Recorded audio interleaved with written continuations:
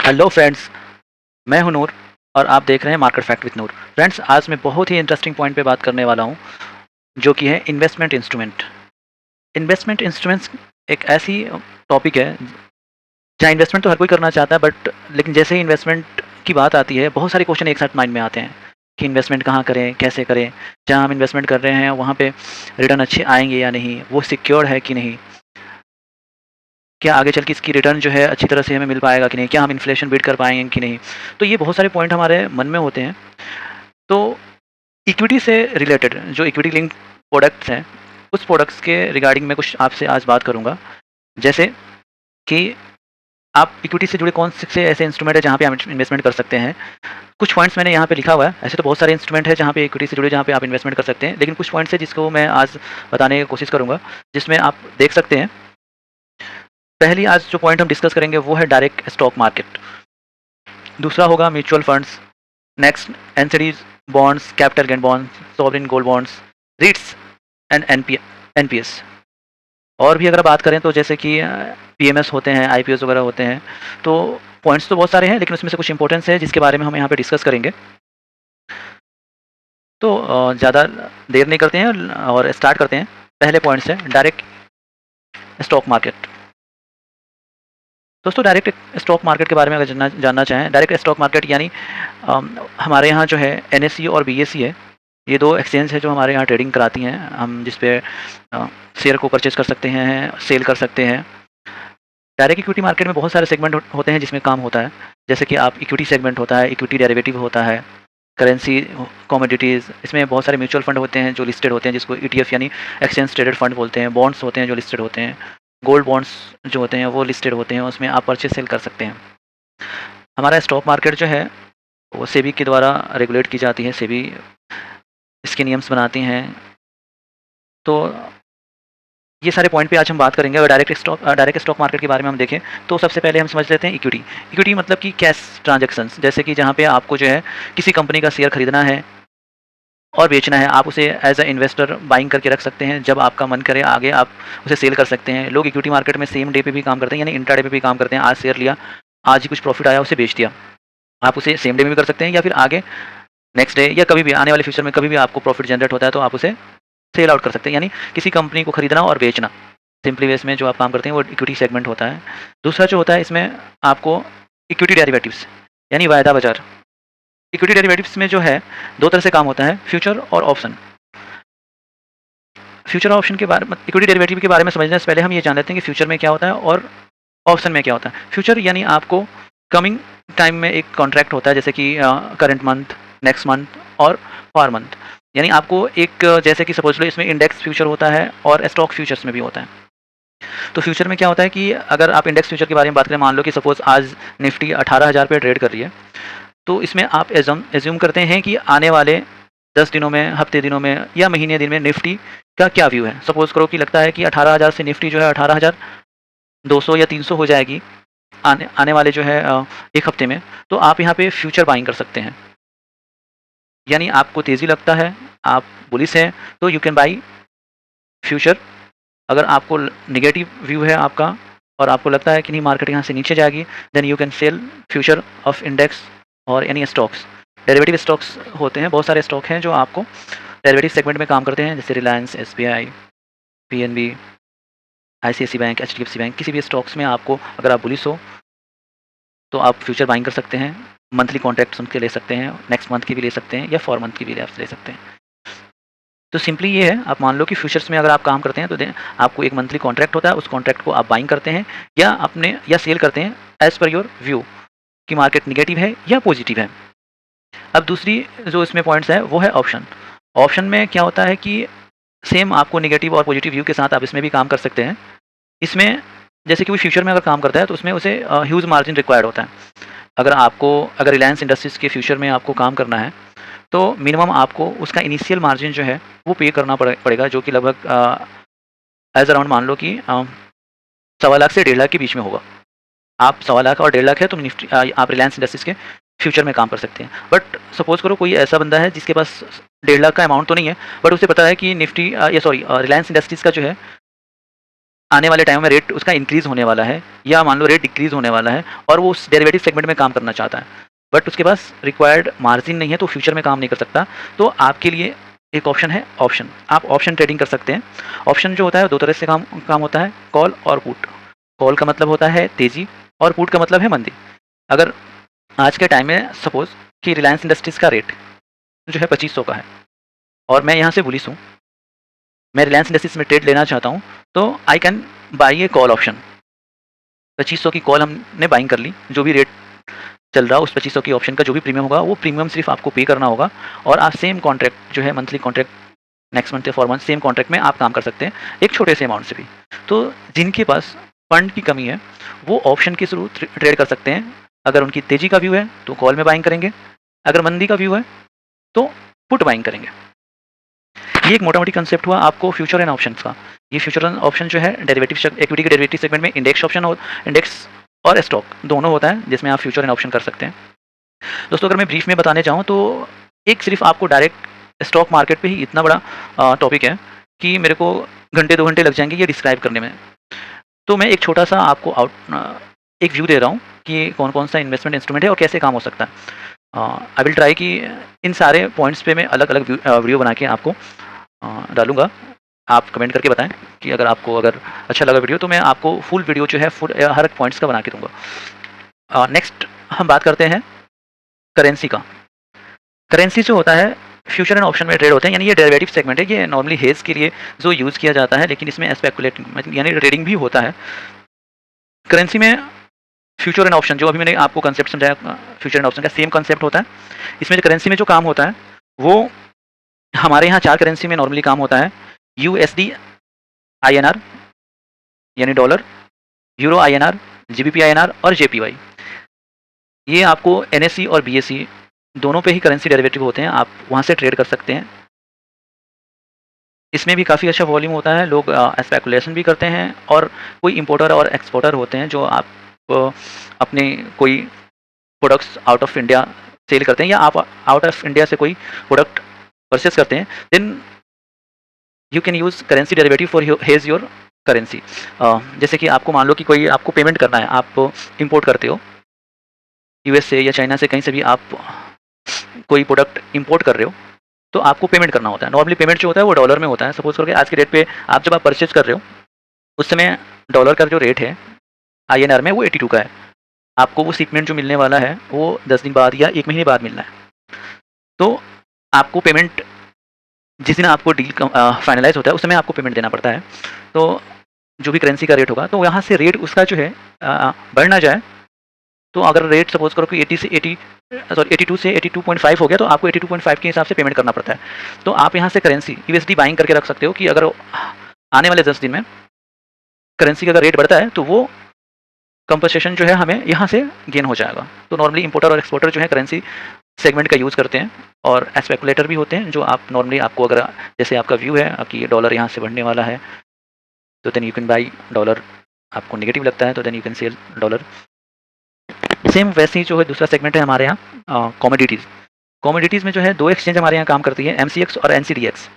MCX पे जो trading होता है वो आपको नॉन एग्री प्रोडक्ट्स होते हैं वो आपको एमसीएक्स पे ट्रेड होते हैं और जो भी एग्रीकल्चर प्रोडक्ट्स हैं वो आपको एनसीडीएक्स पे ट्रेड होता है। आप एमसीएक्स पे जो ट्रेडिंग होती है उसमें बुलियंस है, एनर्जी है। बुलियंस में जैसे यानी गोल्ड एंड सिल्वर, एनर्जी में यानी crude oil, natural gas, metals यानी आपको जो है जिंक, कॉपर, एल्यूमिनियम। आप नॉन एग्री प्रोडक्ट्स में यानी एनसीडीएक्स पे आएंगे तो वहाँ पे जो है आपको जो ट्रेडिंग होते हैं वो उसमें ग्वार सीड, धनिया, जीरा, ये सारे प्रोडक्ट्स हैं जहाँ पे आप जो है इसमें भी पूरी डेरिवेटिव सेगमेंट है। इसमें आप फ्यूचर बाइंग कर सकते हैं और सेल कर सकते हैं।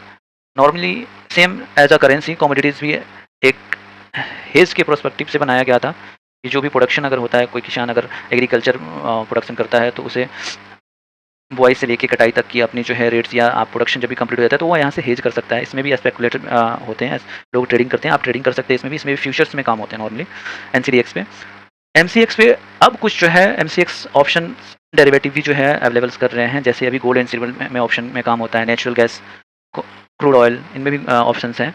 तो आप एमसीएक्स पे कॉल और पुट में भी काम कर सकते हैं और फ्यूचर्स में भी ट्रेड कर सकते हैं। नेक्स्ट पॉइंट की अगर बात करें यानी ईटीएफ यानी एक्सचेंज ट्रेडेड फंड। कुछ म्यूचुअल फंड ऐसे होते हैं जिनकी ट्रेडिंग भी होती है। आप म्यूचुअल फंड सेगमेंट के में जब हम आएंगे तो मैं बताऊंगा म्यूचुअल फंड्स के बारे में। लेकिन कुछ म्यूचुअल फंड्स ऐसे हैं जिनकी एनएससी पे ट्रेडिंग होती है, तो आप यहाँ से भी एज अ शेयर बाइंग कर सकते हैं, परचेज कर सकते हैं। इसे ईटीएफ बोलते हैं, exchange traded funds. Same bonds होते हैं, एनसीडीज होती हैं, जिनकी भी जो वो भी एक्सचेंज पे लिस्टेड होते हैं, उसको आप एज अ नॉर्मल शेयर की तरह आप उसे परचेज करके रख सकते हैं और उसे सेल कर सकते हैं। सॉवरेन गोल्ड बॉन्ड्स होते हैं या फिर म्यूचुअल फंड्स की ईटीएफ होते हैं, गोल्ड और सिल्वर की ईटीएफ हैं, वो भी आपको एक्सचेंज पे ट्रेडेड होते हैं। आप इसमें बाइंग सेल कर सकते हैं आप डायरेक्ट यहाँ से। नेक्स्ट अगर हम बात करें तो म्यूचुअल फंड्स।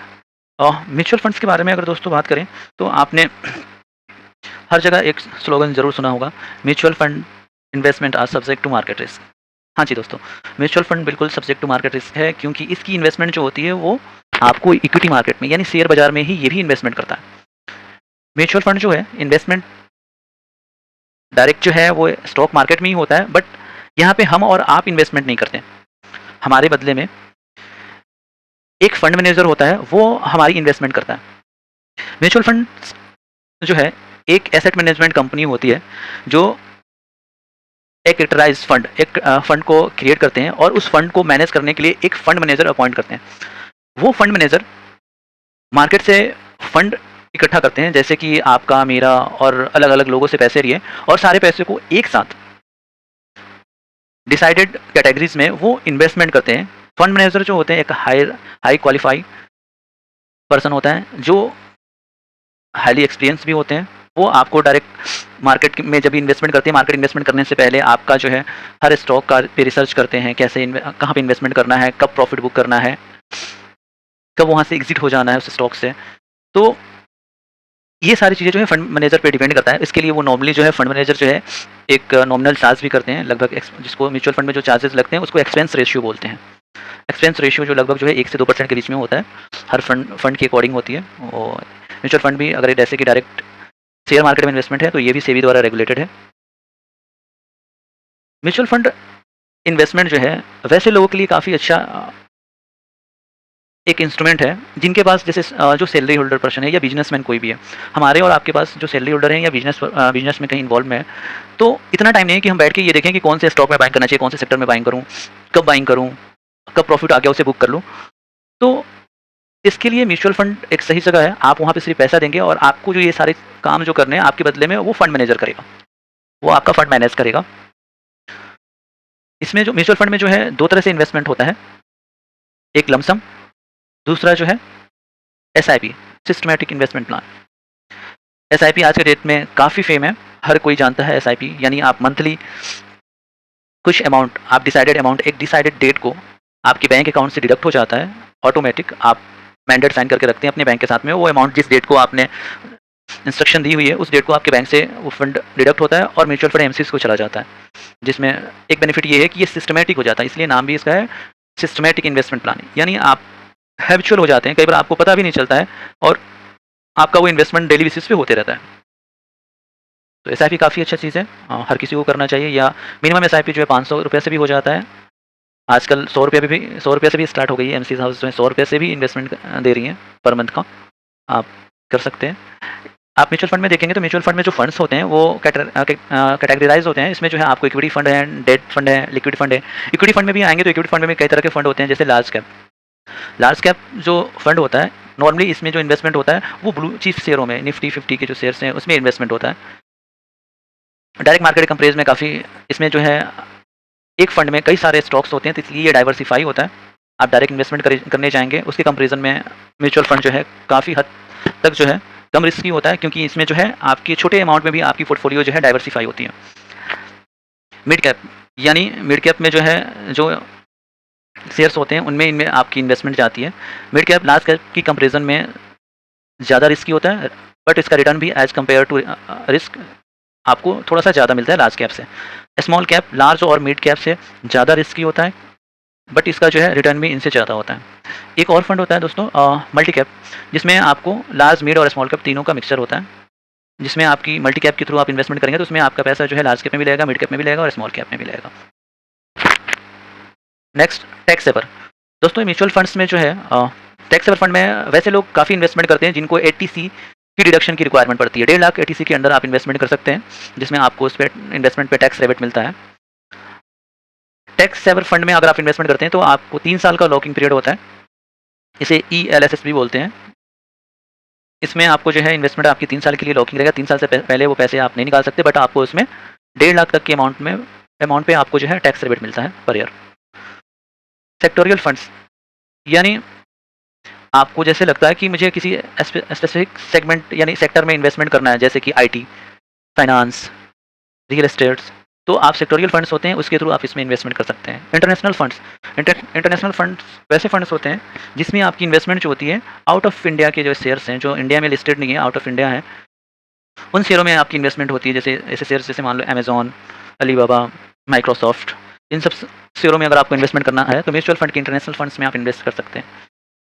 नेक्स्ट कैटेगरी जो है इंडेक्स फंड। इंडेक्स फंड यानी हमारे यहाँ जैसे Nifty, bank Nifty, Nifty finance, Nifty IT, आप स्पेशल किसी सेक्टर में उसके इंडेक्स पे आप इन्वेस्टमेंट करना चाहते हैं तो आप इन्वेस्टमेंट कर सकते हैं। इंडेक्स फंड के ETF भी आते हैं। डेट की बात करें तो डेट में एक प्योर डेट फंड होता है जिसमें गवर्नमेंट सिक्योरिटीज वगैरह में आपकी इन्वेस्टमेंट होती है। दूसरा उसमें कैटेगरी जो है हाइब्रिड फंड। हाइब्रिड फंड जो होते हैं 2 तरह से आपके होते हैं, इक्विटी ओरिएंटेड और डेट ओरिएंटेड।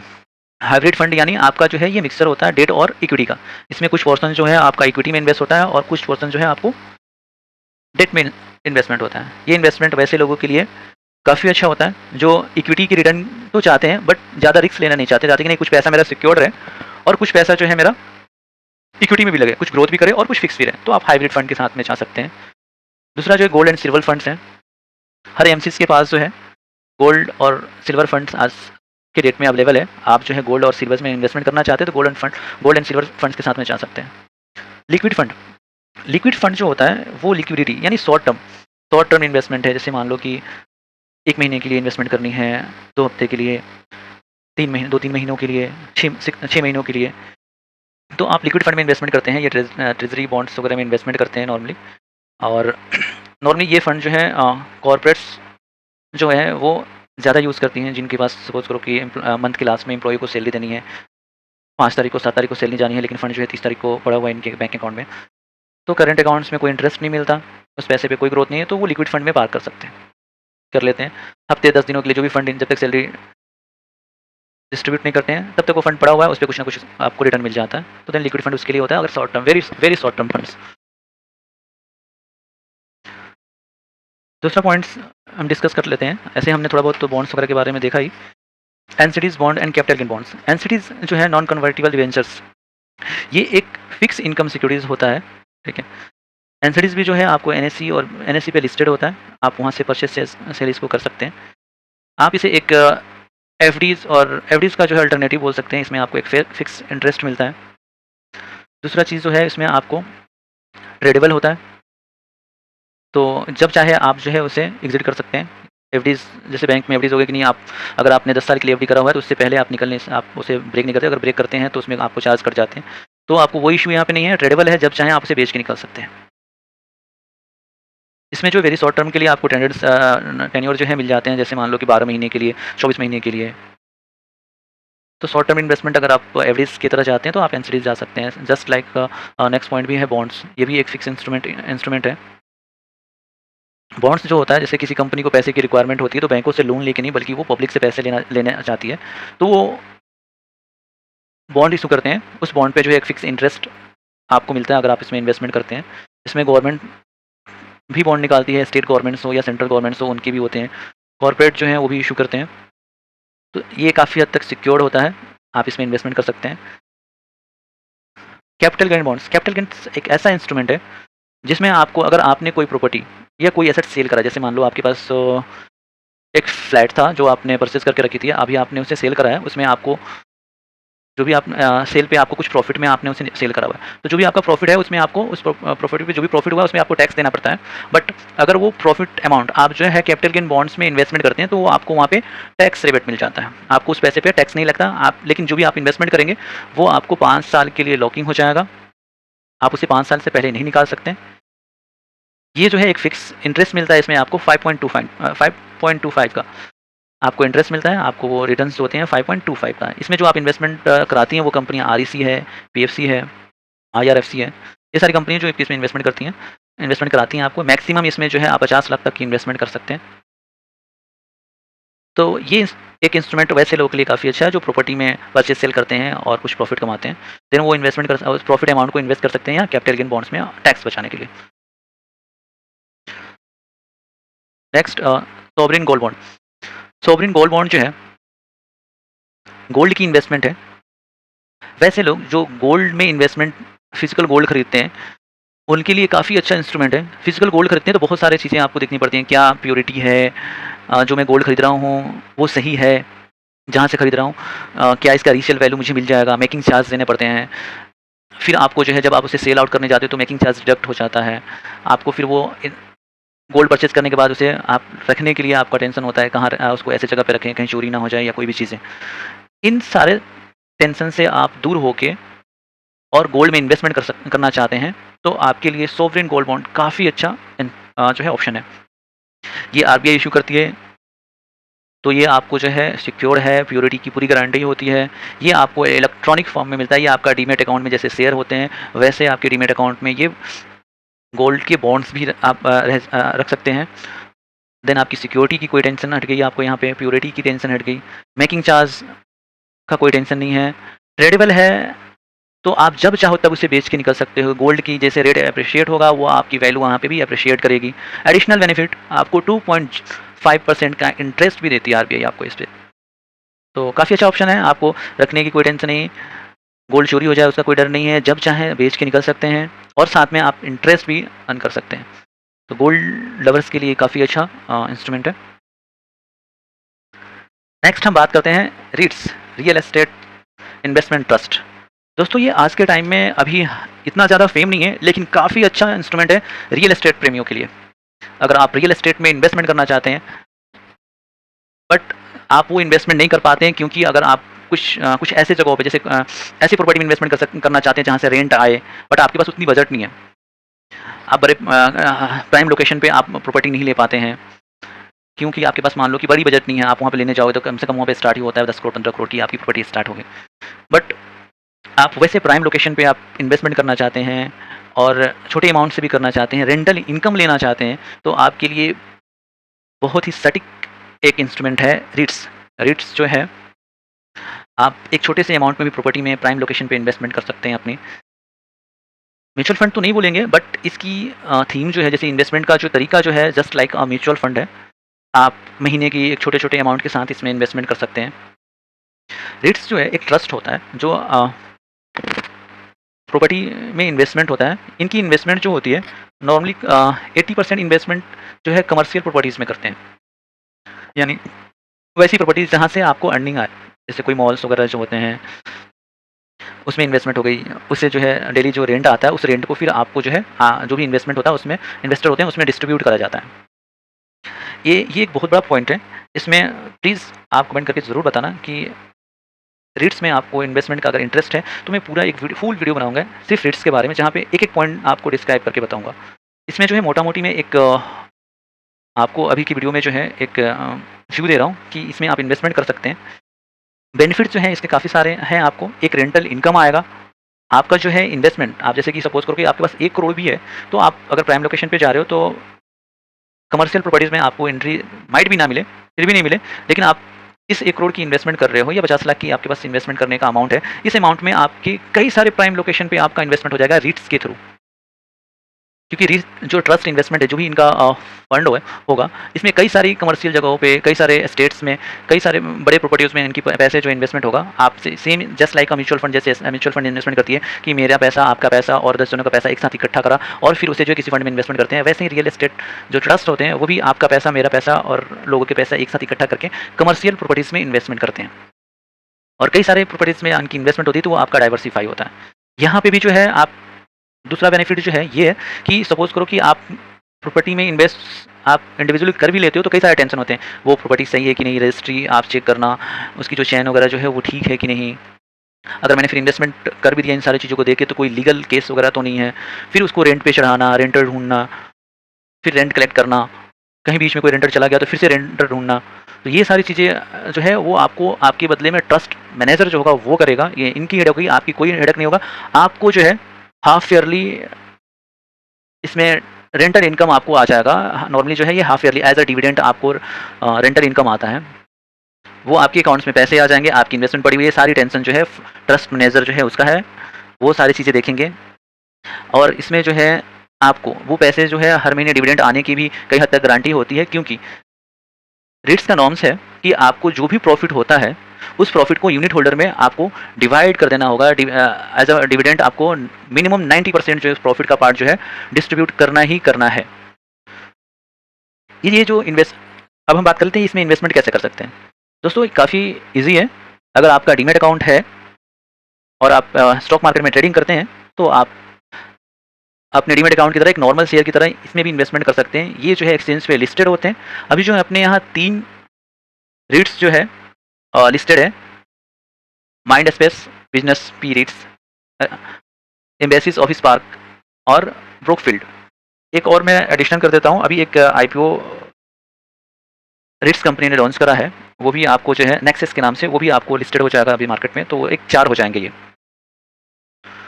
तो अगर आप रियल एस्टेट में इन्वेस्ट करना चाहते हो तो ये इंस्ट्रूमेंट आपके लिए काफ़ी बेनिफिशियल है। Next, last but not list, NPS, national pension system. NPS जो है वैसे लोग जो हैं काफ़ी इन्वेस्टमेंट करते हैं NPS में, जो कि टैक्स 1.5 लाख से ज़्यादा की टैक्स बेनिफिट के लिए इंटरेस्टेड होते हैं। ये एक पेंशन स्कीम की तरह है। कोई भी इंडियन सिटीजन इसमें इन्वेस्टमेंट कर सकता है। पहले ये इसमें एज रिस्ट्रिक्शन थी, पहले गवर्नमेंट एम्प्लॉय सिर्फ कर सकते थे, लेकिन अब सारे, चाहे वो प्राइवेट एम्प्लॉय हो या गवर्नमेंट हो, कोई भी कर सकता है अगर वो 18 से 65 की एज के बीच में है। इसमें जो है टैक्स बेनिफिट मिलता है आपको ATC की तरह 1.5 लाख का, और उस 1.5 लाख के अलावा भी इसमें 50,000 की और इन्वेस्टमेंट कर सकते हैं। ये जो है हमारा जो है NPS जो है ये रेगुलेटेड है, ये आपका PFRDA, ठीक है, pension fund regulatory and development authority के थ्रू। इसमें जो है अगर आप इन्वेस्टमेंट करते हैं तो just like a bank account, आपको एक bank account NPS account number मिलता है, जिसको परमानेंट रिटायरमेंट अकाउंट नंबर बोलते हैं।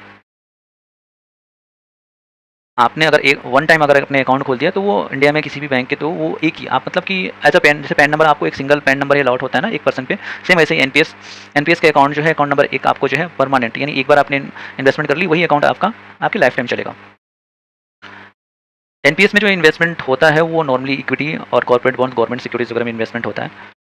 इसमें NPS में जो है 2 तरह के अकाउंट ओपन होता है, Tier 1 और Tier 2।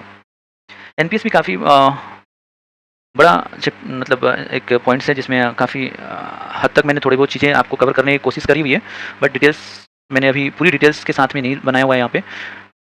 NPS पे भी मैं एक वीडियो बना के डालूंगा फुल डिटेल्स में, लेकिन बट मैंने कोशिश करा है कि काफ़ी हद तक चीज़ें जो है इसमें कवर कर लूँ। आप जो इसमें जब अकाउंट ओपन करते हैं तो इसमें इन्वेस्टमेंट का जो है आपको 2 तरीके होते हैं। आपको जो है एक्टिव चॉइस और ऑटो चॉइस। अगर आप एक्टिव चॉइस की बात करेंगे, इसमें आपको जो एक ऑप्शन मिलता है कि आप खुद से इन्वेस्ट कर लो। आपको जो है कितना आपका जो है एलोकेशन इक्विटी में करना है और कितना जो है डेट में रखना है, क्योंकि ये इक्विटी और डेट का मिक्सचर होता है। तो ये डिसीजन आप पे होगा। अगर आप एक्टिव चॉइस आप चूज़ करते हैं तो you can decide how much you want to invest in equity और how much you want to invest in debt instrument. But दूसरा इसका ऑप्शन है होता है आपको ऑटो चॉइस, जहाँ आपको फंड मैनेजर जो होता है वो इन्वेस्ट करता है और उसकी डिसीजन होती है कि वो कितना % जो है इक्विटी में रखता है और कितना जो है डेट में। टैक्स बेनिफिट की जो बात करोगे इसमें, तो मैंने बताया था अभी आपको कि 1.5 लाख का एक बेनिफिट होता है टैक्स बेनिफिट। 1.5 लाख तक की अमाउंट आप ATCCD की तरह आप जो है इन्वेस्टमेंट करके आप 1.5 लाख पे टैक्स बचा सकते हैं। इसमें इस 1.5 लाख के अलावा इसका एक डिडक्शन जो है ATCCD का 1B, जिसमें आप 50,000 का और आपको बेनिफिट मिल जाएगा, 50,000 तक की और आपकी इन्वेस्टमेंट हो सकती है। नेक्स्ट आपको जो है ATCCD2, ये सैलरीड पर्सन के लिए होता है। कोई भी अगर सैलरीड पर्सन है वो अपने एम्प्लॉयर के थ्रू, यानी अपनी कंपनी जिस कंपनी में भी काम करता है उनसे डायरेक्ट अपने सैलरी का मैक्सिमम 10% जो है, बेसिक सैलरी जो है उसकी 10% जो है NPS अकाउंट में ट्रांसफ़र करा सकता है। अगर हाई पेड कोई सैलरी पर्सन है तो उनके लिए ज़्यादा बेनिफिट भी हो जाता है, क्योंकि वो 10% बेसिक का जो है अगर इन्वेस्टमेंट करे तो यहाँ 2 लाख की जो इन्वेस्टमेंट हो रही है, मान लो कोई बड़े सैलरी पे काम करता है तो उसे 2 लाख से ज़्यादा की भी आपकी इन्वेस्टमेंट पे टैक्स बेनिफिट मिल सकता है। इसमें जो मैच्योरिटी बेनिफिट है उसके बारे में थोड़ा सा डिस्कस कर लेते हैं। इसमें 2 ऑप्शन होते हैं मैच्योरिटी के लिए।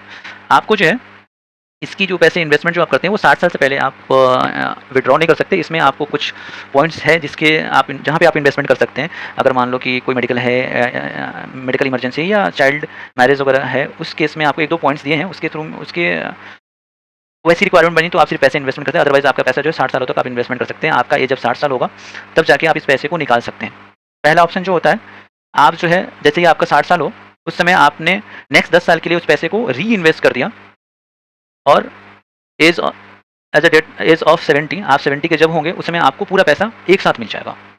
दूसरा, आप जो है जैसे आप 60 साल के होंगे आपको उसका 60% जो भी आपकी इन्वेस्टमेंट के बाद जो आपकी करंट वैल्यू है उस वैल्यू का 60% जो है एज अ लमसम मिल जाएगा और 40% जो है आपका वो इन्वेस्ट हो जाएगा, वो ये annuity for the monthly pension, यानी आपको वो दोबारा इन्वेस्ट हो जाएगा और वो आपको मंथली पेंशन के रूप में वो आगे मिलता रहेगा।